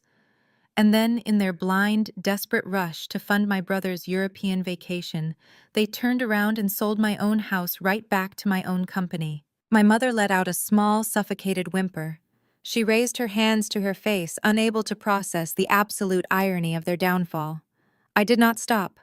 I twisted the knife deeper, exposing the flawless legal trap they had just sealed themselves inside. I explained that if they had just left my property alone, my corporate attorneys would have handled the Environmental Protection Agency. My shielded entities were designed to absorb the cleanup costs and manage the liability without any personal risk to me. But by inserting themselves into the chain of title, they destroyed their own legal protections. By filing that quitclaim deed and putting the property under their personal social security numbers, they voluntarily stripped away all corporate shields. They took a toxic hazard and attached it directly to their own identities. Then I hit them with the most devastating legal reality of all. I reminded them about the clean title warranty they had eagerly signed to secure their $300,000 payout. I told my father that by signing that specific document, he had committed severe wire fraud and title fraud against a corporate entity. And because I am the chief executive of that corporate entity, he had essentially hand-delivered a signed, notarized confession directly to his victim. He gave me the exact weapon I needed to absolutely destroy him. There was no anonymous corporation for him to sue. There was no faceless board of directors for him to beg for mercy. There was only me, the daughter he had belittled his entire life, the daughter he had called a disappointment, the daughter he had just tried to rob blind. I held the absolute power of his financial life and death in the palm of my hand, and I had the entire weight of federal law backing me up. My father tried to speak, but his voice failed him. He opened his mouth, but only a dry, raspy sound emerged. He looked like a man who had just been handed a terminal diagnosis. He realized that I was not just the victim of his theft. I was the buyer he had defrauded. He had taken $300,000 of my company's money and funneled it to Trey. In the eyes of the law, he had orchestrated a massive coordinated fraud scheme to steal corporate funds. I told them that my corporate attorneys had already received the signed closing documents. I informed them that my legal team had instantly flagged the transaction as fraudulent because they knew I was the original owner of the property. The title insurance company had already been notified of the forged power of attorney. The entire legal machinery was already moving at full speed, and there was absolutely nothing they could do to stop it. They had eagerly sprinted into a minefield and confidently stomped on every single trigger. They sat there in absolute stunned silence. The television screen behind them was still broadcasting Chelsea's luxury tour of Paris, but the audio felt like it belonged to a different universe. They had sacrificed their home, their retirement, and their freedom to buy a brief illusion of wealth for a son who would never appreciate it. They handed me the perfect opportunity to sever my ties with them permanently and legally ruin them in the process. And the best part of the entire situation was that they had done all the heavy lifting themselves. I stopped moving entirely. I did not pace the room or wave my hands. I stood rooted to the hardwood floor, projecting the absolute stillness of a predator that has successfully cornered its prey. I wanted them to feel the sheer crushing weight of the present moment pressing down on their chests. My father stared at me with hollow, empty eyes. He truly believed the worst was over. He honestly thought that facing a $2 million environmental fine and confessing to corporate fraud was the absolute bottom of the barrel. He was profoundly wrong. The true nightmare, the total destruction of his golden child, had not even fully begun. I kept my posture rigid, and my voice dropped to a sharp, quiet whisper that commanded total attention. I told him that stealing property is a local crime, but moving stolen money across international borders is a global incident. I broke down the exact mechanics of his monumental stupidity. I explained the strict algorithms of the international banking system. When a massive sum of liquid cash flagged for corporate fraud suddenly bounces from a domestic account to a European financial institution, it triggers immediate automated security protocols within the global network. The Federal Bureau of Investigation does not ask politely when they detect wire fraud. They act with devastating and immediate speed. I informed my parents that the federal authorities had already stepped in and frozen every single penny of that $300,000. The money was completely gone. It was seized by the federal government the very second it touched European soil. My mother shook her head frantically, her hands trembling as she tried to reject the truth. She whispered that Trey and Chelsea were already safely in Paris. She desperately insisted that her precious son was untouchable across the ocean, enjoying the vacation he deserved. I reached into my tailored suit jacket and pulled out my smartphone. I tapped the glossy screen and opened my voicemail application. I told them that because my name was originally on the property deed, the federal investigators had contacted my corporate legal team directly for questioning earlier that afternoon. During that exact same time frame, Chelsea had apparently tried to call my personal number. She did not call to brag about her designer shopping bags or her first-class flight. She called because I was the only person in the entire family with enough liquid cash and legal power to bail them out of a foreign disaster. I turned the volume on my phone to the absolute maximum. I pressed play and set the device down on the glass coffee table right next to the folder of evidence and the spilled champagne. Chelsea's voice blasted through the quiet living room. But it was not the smug, arrogant tone she had used on her social media broadcast just hours prior. It was a frantic, terrified, sobbing mess, her voice cracked and pitched in absolute hysteria. Through the digital static, she was screaming my name. She begged me to pick up the phone and help them. She cried out that something was terribly wrong. She narrated her own sudden, devastating downfall in real time. She sobbed uncontrollably into the receiver, explaining that they had tried to pay for their luxury suite at the five-star Parisian hotel. The concierge swiped their credit card, and the machine immediately declined the transaction. They tried another card, and it also declined. Sweating and panicking, they tried to log into their banking application only to find that their entire financial portfolio was completely locked down. Access denied. Zero balance available. Their accounts were frozen solid by federal order. But the declined credit cards were just the mild beginning of her audio nightmare. Chelsea's voice dropped into a panicked, breathless whisper. She cried that they were not allowed to leave the lobby. She said the hotel management had locked the main glass doors and contacted local authorities. Over the audio recording, my parents could clearly hear the chaotic sounds of heavy boots and stern voices speaking in rapid, aggressive French. Chelsea wailed that the French National Police had just walked into the hotel. She sobbed, telling the voicemail that the officers were actively confiscating their passports. She screamed that Trey was being pushed against a marble pillar and handcuffed in the middle of the crowded luxury lobby. The French authorities were not treating them like wealthy tourists experiencing a banking error. They were treating them like international criminals. Because the funds were flagged by the FBI for wire fraud, the Parisian police were arresting Trey and Chelsea right there on suspicion of international money laundering. The voicemail ended with a sharp, chaotic scuffle, the sound of a phone hitting the marble floor, and a final piercing shriek from Chelsea before the line went completely dead. The silence that followed the recording was thick and suffocating. The digital ghost of their golden child, being thrown into a foreign prison cell, hung heavily in the air. I looked at my mother. She was clutching her chest, gasping for air, as if she were the one being physically suffocated.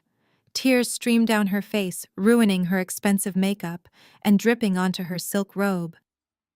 She had wanted to give her beloved son the entire world. Instead, she had personally funded his extradition to a cold concrete jail cell. I turned my focus back to my father. He looked entirely broken. The man who had proudly smoked a premium cigar and bragged about stealing my house was now trembling like a terrified child. All the color had washed out of his skin. I told him that international money laundering carries severe federal prison sentences. I told him that Trey and Chelsea were currently sitting in a holding cell in Paris without a single dollar to hire a defense attorney. They had no money, they had no passports, they had no leverage and absolutely no way out. I explained exactly what would happen next. I told them that the French authorities would eventually deport Trey and Chelsea back to the United States, but they would not be flying first-class drinking champagne. They would be flying under heavy federal escort straight into the waiting hands of the FBI. And when the federal agents separate them in interrogation rooms and start asking questions, Trey will immediately point the finger right back at the people who wired him the stolen cash. He will sell his own parents out in a heartbeat to save himself from a decade in a federal penitentiary. He will tell the investigators that Marcus Sr. and Vivian orchestrated the entire real estate fraud. They had absolutely no way back. There was no apology that could reverse a federal indictment. There was no check they could write to undo the staggering environmental damage or the international wire fraud. They had engineered a perfectly sealed dome of destruction and voluntarily locked themselves inside. They had chosen to betray me to elevate Trey, and in doing so, they had single-handedly orchestrated the total annihilation of our entire family structure. The life they knew was entirely over. My mother fell to her knees on the expensive hardwood floor. She grabbed the hem of my tailored skirt, crying and begging me to call my corporate lawyers. She pleaded with me to fix it, to tell the authorities it was all a big misunderstanding. She promised she would do anything I wanted if I just saved her son. I stepped back smoothly, pulling my skirt from her desperate grasp. I looked down at her with absolute unwavering apathy. I told her that I could not stop a federal investigation even if I wanted to. The machine was already in motion. The government had the forged documents.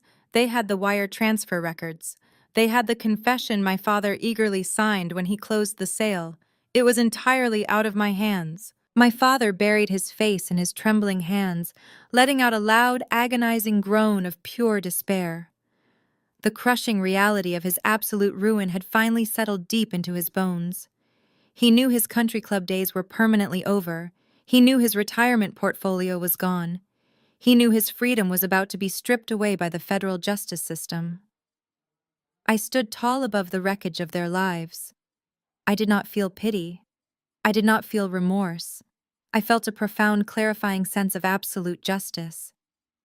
I reached down, picked up my phone from the glass table, and slipped it back into my pocket. I turned my back on them and slowly walked toward the front door. As my hand rested on the cool brass doorknob, a new sound pierced the quiet night air. It started as a faint, high-pitched wail in the distance. It grew louder and sharper with every passing second, echoing through the affluent streets. It was the unmistakable piercing shriek of police sirens. Multiple sirens approaching rapidly, tearing through the quiet neighborhood and heading directly for their front door. The authorities had arrived to collect the architects of this monumental fraud. The trap had snapped entirely shut. The flashing red and blue lights pierced through the sheer curtains of the living room, sweeping violent, chaotic shadows across the vaulted ceilings. The sirens abruptly cut off, replaced by the heavy slam of car doors and the sharp crackle of police radios right on the front lawn. From my vantage point standing tall above the wreckage, I looked down at the two people who had brought this absolute devastation upon themselves. The power dynamic in the room had physically manifested. I was the unyielding force of consequence, and they were nothing but broken debris. My mother completely shattered. She threw herself onto the hardwood floor, crawling toward my feet. She grabbed my ankles, her perfectly manicured hands shaking violently as she wept. She begged me to go outside and tell the officers it was all a terrible misunderstanding. She pleaded with me to call the title company to withdraw the paperwork, to do absolutely anything to stop the nightmare from unfolding. She cried out that she was my mother, that she gave me life, and that I could not possibly let her be dragged away in handcuffs. I looked down at her tear-streaked face and delivered the final, crushing reality. I told her that I had no power to stop the police, even if I wanted to. I explained that the moment the title insurance company processed the sale of the toxic property, their internal fraud department ran a routine verification on the power of attorney. When their automated system flagged the forged notary seal and cross-referenced my active corporate holdings, they immediately contacted local and federal law enforcement. The title insurance company filed the criminal complaint, not me. They were the ones who dispatched the authorities to arrest the individuals who tried to defraud a corporate real estate transaction. I stepped back, forcing my mother to release my ankles. I told her the machine of justice was entirely out of my control and she was standing right on the tracks. My father did not try to beg. He could not even speak.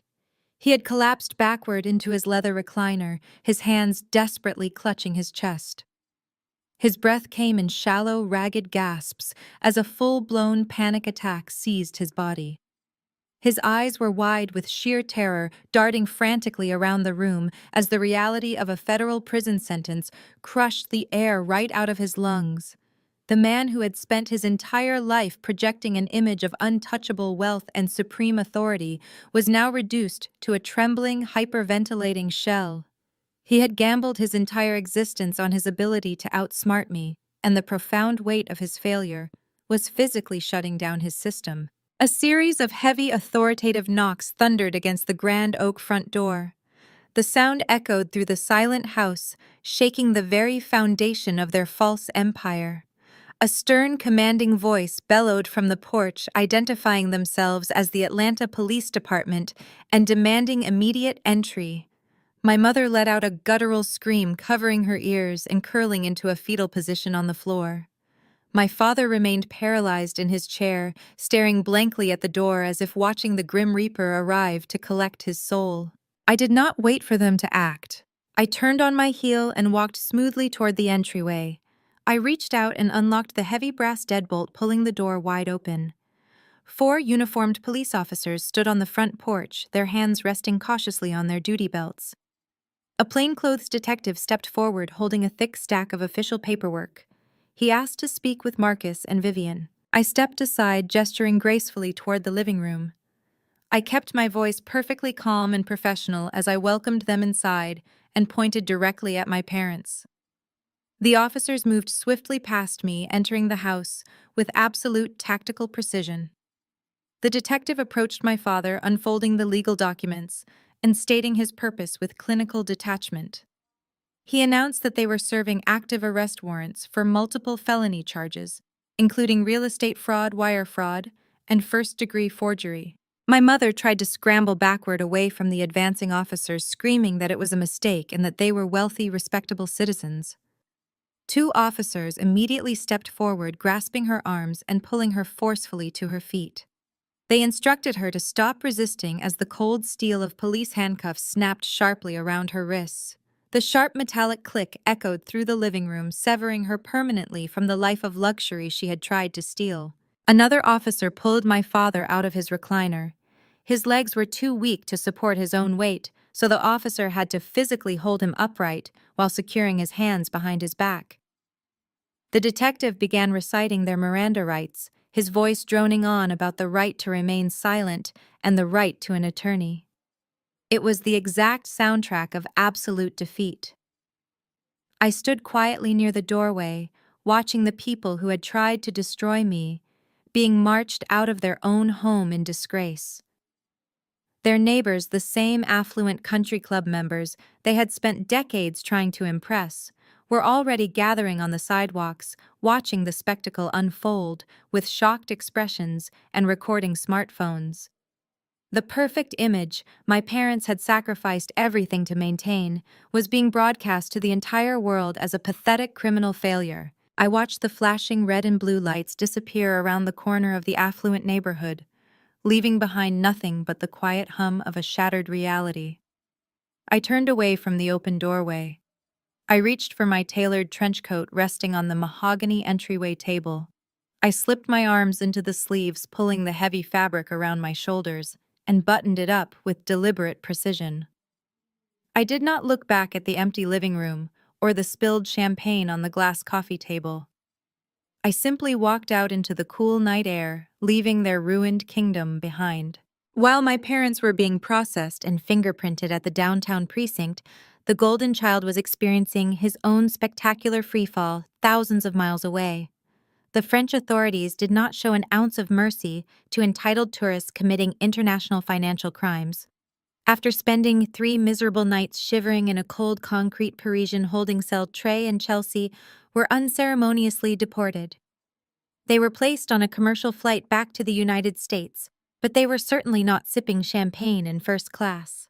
They were seated in the very back row, right next to the lavatories, flanked by armed federal escorts. When their plane finally touched down on American soil, the reality of their situation waiting for them at the arrival gate was far worse than the jet lag. Federal agents formally detained Trey right there at the baggage claim, under the harsh fluorescent lights of U.S. Customs. They informed him of his impending federal indictment for his role in receiving stolen corporate funds. But the criminal charges were just the beginning of his nightmare. The authorities also handed him the bill for his brief European stay. The luxury boutique hotel in Paris had slapped them with a $20,000 invoice for the suite, the damages, and the massive inconvenience they caused the hospitality staff. Chelsea had spent her entire adult life chasing the illusion of wealth. She married my brother because my parents funded that illusion and shielded him from the consequences of his own profound laziness. But standing in that airport terminal wearing the exact same designer trench coat she had worn for 3 days straight, the illusion completely shattered. Chelsea realized instantly that the gravy train had completely derailed and crashed into a mountain. She was looking at a husband who was not a millionaire entrepreneur, but a federal suspect drowning in massive debt. She did not cry for him. She did not hold his hand or pledge her unwavering loyalty during a difficult time. Right there in the middle of the international arrivals terminal, surrounded by federal agents and staring onlookers, she demanded a divorce. She yelled at him at the top of her lungs, completely abandoning her carefully curated influencer persona. She blamed him for ruining her personal brand and destroying her financial future. She pulled her wedding ring off her finger, threw it directly at his chest, and walked away without looking back. Trey was hauled off to a federal holding facility completely alone. He was stripped of his wife, his stolen money, and his untouchable golden child status. He cried like a frightened toddler, begging for his parents to save him, completely unaware that his parents were already locked in their own jail cells. The devastation back in Atlanta was even more absolute. My parents honestly thought they could hire expensive defense attorneys to fight the charges. They thought they could leverage their country club network to post bail and mount a robust legal defense. but you cannot leverage assets that are legally frozen by the federal government. The Environmental Protection Agency did not wait for the criminal trial to conclude before collecting their due. The $2 million remediation penalty was attached directly to their names, and it functioned as an aggressive federal lien. To satisfy the massive federal debt, the government seized absolutely everything. The sprawling suburban mansion where they had hosted their lavish dinner parties and looked down upon their neighbors was formally foreclosed upon. It was put up for public auction on the steps of the county courthouse. Their luxury sedans were immediately repossessed right out of the driveway. Their entire retirement portfolio, every single penny they had saved over 40 years of working, was completely drained to pay their mounting legal fees and government restitution. The people who had spent their entire lives obsessing over appearances were forced to watch their existence be dismantled piece by piece in a very public arena. They were legally declared bankrupt. When they eventually managed to post a minimal bail pending their trial, they had absolutely nowhere to go. Their wealthy friends had completely blocked their numbers, terrified of being investigated or associated with a massive federal fraud scheme. The socialites my mother had desperately tried to impress treated her like a total pariah. The parents who had proudly bragged about their perfect family and their unparalleled success were left standing on the street corner with nothing but the clothes on their backs. They were forced to pack their few remaining personal belongings into black plastic trash bags because they could not even afford cardboard moving boxes. They went from drinking imported champagne on a custom velvet sofa to facing absolute unrelenting homelessness. They had traded their dignity, their freedom, and their home for a quick cash grab that evaporated in less than 48 hours.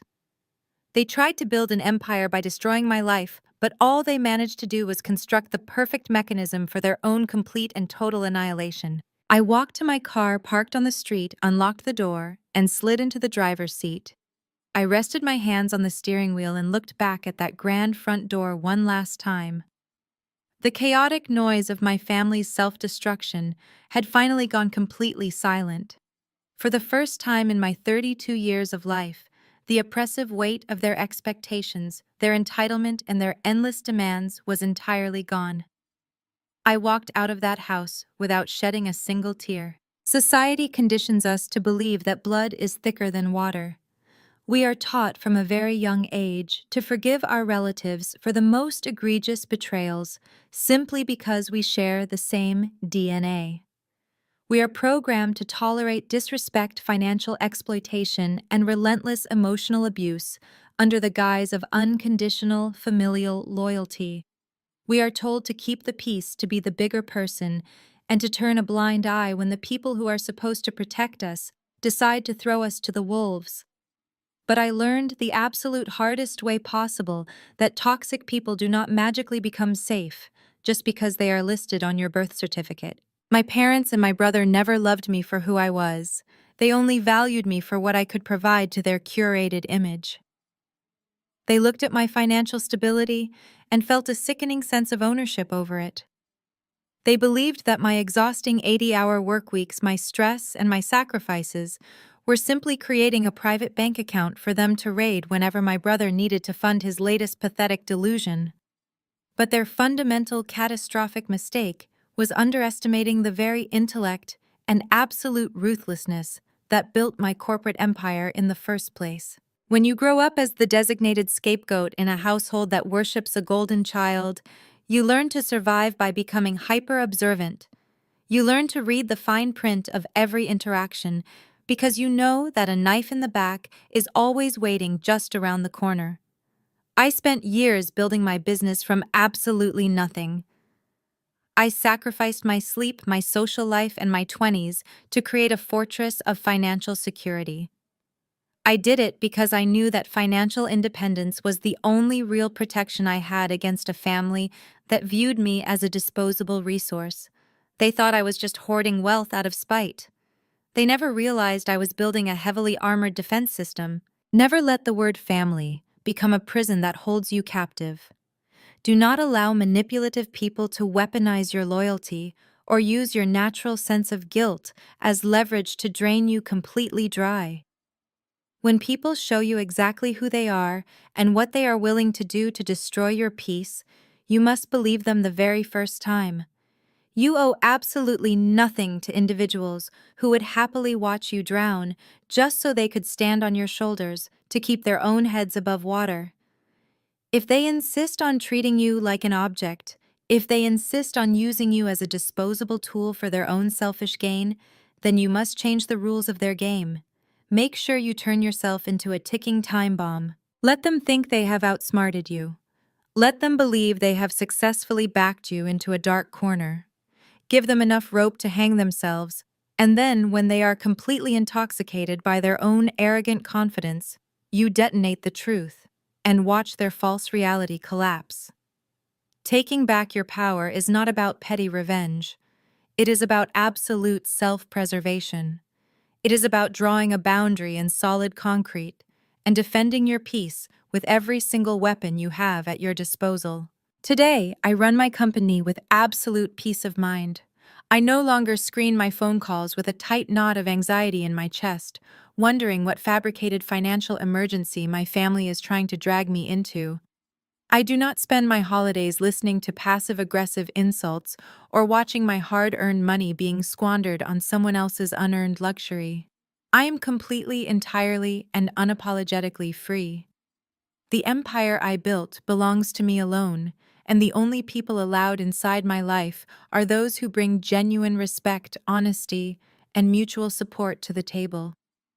I traded a toxic bloodline for a beautiful, peaceful existence, and it was the best transaction I have ever made. Now I want to turn the conversation over to you. I know there are people watching this right now who are sitting in the dark, carrying the heavy burden of a toxic family. Have you ever been pushed to the absolute edge by the people who were supposed to protect you? Have you ever had to draw a ruthless boundary and teach those who exploited you a lesson they will never, ever forget? I want to read all about your triumphs and your moments of absolute clarity. Tell me your story in the comments section below. Share how you took back your power and rebuilt your life entirely on your own terms. Do not forget to hit the like button and subscribe to the channel so you never miss another story about reclaiming your worth and setting yourself completely free. Stay strong, protect your peace, and never apologize for defending your empire.